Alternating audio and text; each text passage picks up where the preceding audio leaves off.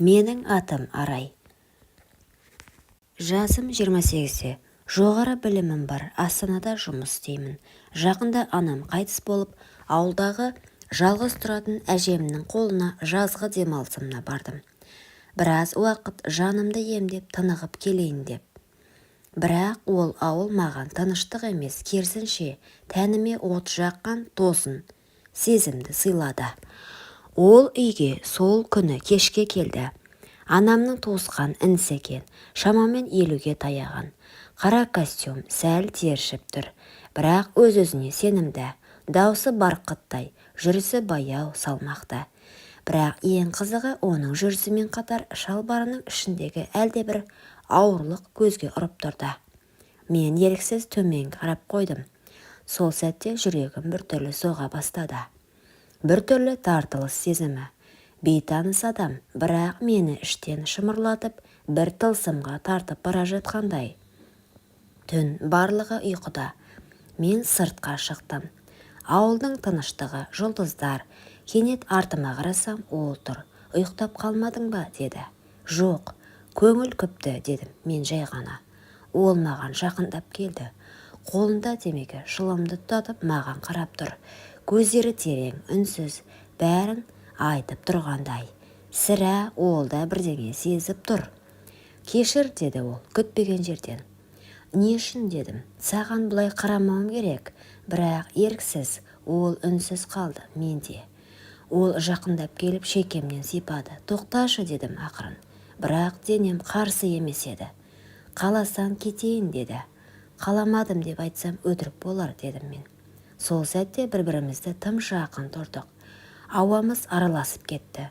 Оның демімен, денесінің иісінен әйелдік табиғатым оянып кеткендей. Екі бетім ду етіп жанды. Ол менің белімнен жай ғана ұстап, ішке кіріп кетті. Ештеңе болмады, бірақ сол түн менің ойымды бүлдіріп кетті. Келесі күні бәрі бұрынғыша сияқты еді. Бірақ мен емес, түнгі үнсіз жақындық. Оның белімнен ұстап, көзіме тік қарағаны бәрі әлі де жанымда тұрғандай. Таңғы ас үстінде өзімді сабырлы ұстауға тырыстым. Бірақ мен оның көзінен түнімен ұйықтамаған, іште буырқанған бір күйді көріп отырдым. Қант салайын ба шайыңа, дедім. 2 шай қасық, деді ол көзін тайдырмастан.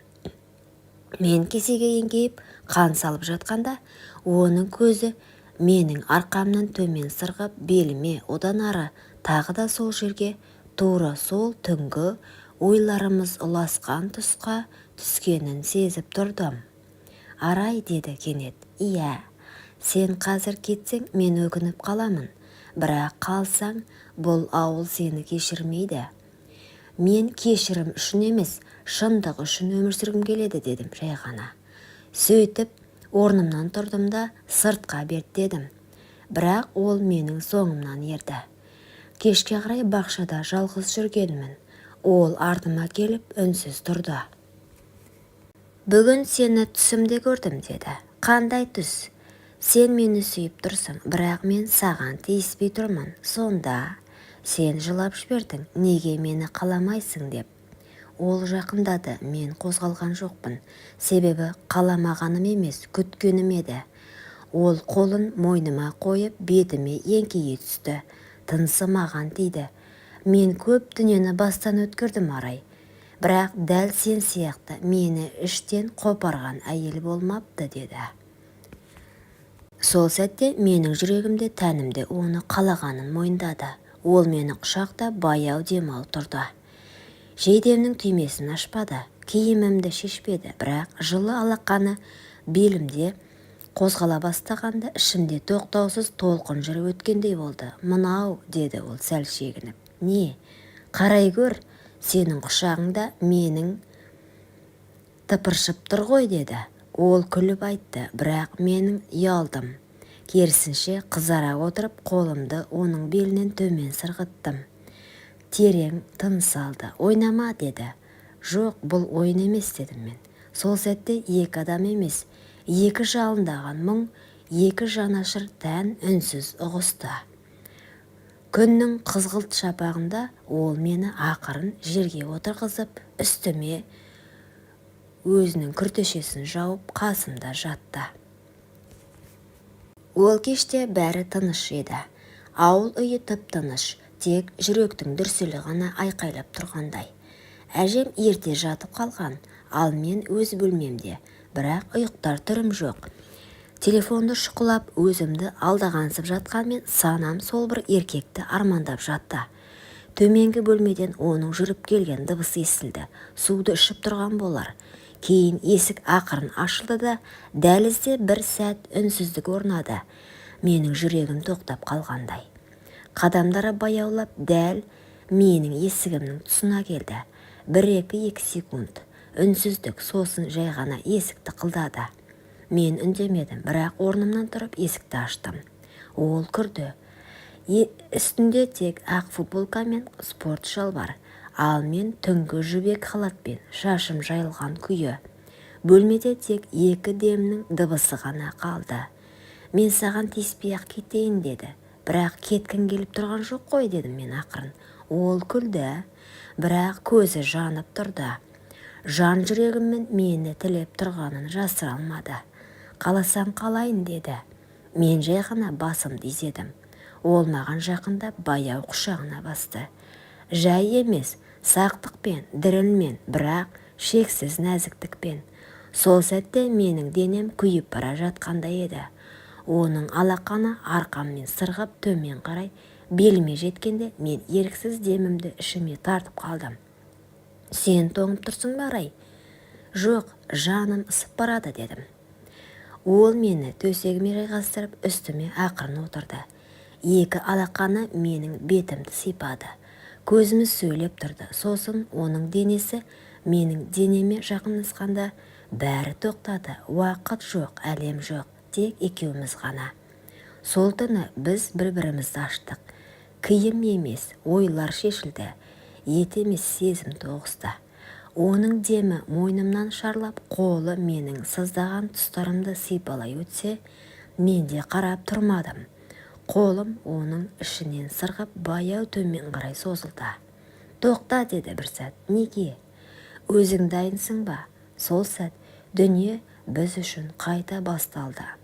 Таңға дейін бәрі үнсіз болды. Бірақ үнсіздіктің ішінде ыңырсыған дем, жанды шымырлатқан ыстық тиюлер, және ең соңында жастыққа аққан көз жасы да болды. Ол мені құшағына алып жатты. Қайтам, деді сыбырлап. Қайда? Ертең ауылға кетемін. Бұл арман болып қалуы тиіс. Мен үнсіз ғана оның дәу самайын ақырын ұстадым. Бұл қоштасу еді.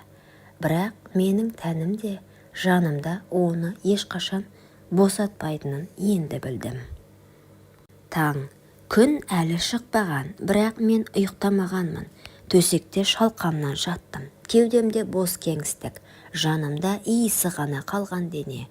Ол түнгі 5-те кететінін айтқан, ешкімге айтпай тым-тырыс сезім сияқты. Тек есіктің жабылғанын естідім. Бітті. Орнымнан тұрып терезеге бардым. Шашым тарқатылған, денем әлі де кешегі түннің ыстық демін сағынып тұр.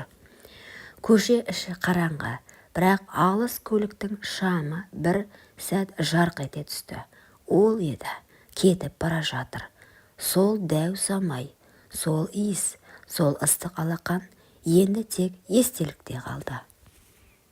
Арада 3 ай өтті, қалаға оралдым. Жұмысқа кірістім. Сырт көзге күліп жүрген адамдаймын, бірақ ішкі әлемімде сол бір дәу сағыныш күнде тамырымды қырқып тұратын. Ол кеткеннен бері ешбір еркекке ішім жыламайды. 1-2 адаммен сөйлесіп көрдім, тіпті иістері де жат, демдері де суық. Мен ұмытпадым, тәнімде, иісімде оның иісін, демін, салмағын, баяу қозғалған сәтін күні бүгінге дейін сақтап жүрмін. Күндер жылжыды, тән ұмытты, жан жоқ. Ол түндер мен сол еркектің өткенін көлеңкесінде қалды. Сол сәтті қызуын сағынсам да жүрегім өзге жылуды іздей бастады. Бір күні жұмысқа асығып бара жатып, автобуста бір жігітпен қатар отырдым. Тым қарапайым, үстінде ескірген көк жейде. Алайда көзінде тыныштық бар. «Кешіріңіз, мына аялдамадан түсесіз бе?» деді. «Иә, түсемін. Онда мен де». «Қап, жаяу жүретін болдық қой екеуміз», деп күлдім. Бұлай басталды бәрі. Ол мені шақырған жоқ, құшақтамады, тек тыңдады. Тек жанымдағы ауыр жүкті үнсіз бөлісті. Апта сайынғы кездесулер әдетке айналды. Енді мені құмарлық емес, сенім баурап алды. Бір күні ол қолымнан ұстап тұрып, мен сені тәніммен емес, тағдырыммен жақсы көргім келеді, деді. Сол сәтте мен көзімнен жас шығып, жай ғана «Мен дайынмын, өзімді енді ғана тауып жатырмын», дедім. Бүгінде мен анамын, иә, біреудің жарымын.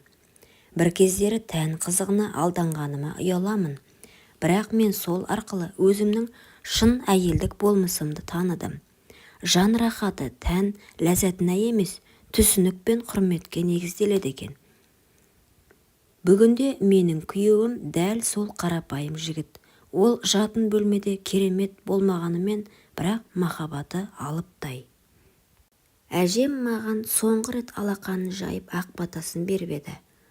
«Қызым, өз бақытыңды тап» дегені әлі күнге дейін жаңғырып тұрады құлағымда. Сол бата бергеннен бері мен де өткеннің елесін артқа тастап, жаңа өмірге қадам бастым. Бұрынғы еркекті ойламайтын болдым. Оның жылтырақ өмірі мен жалған сезімі көңілімнен өшті. Әжемнің батасы қабыл болды. Мен енді расымен бақыттымын. Себебі мен бақытты төсектен емес, түсіністіктен, жан тыныштығынан, көзге көрінбейтін шынайы мейірден таптым. Құрметті оқырман, өмірден алынған шынайы оқиғалар ұнап жатса, лайк, комментарий жазып қолдап кетіңіздер. Арнама тіркелуді ұмытпаңыздар. Келесі кездескенше.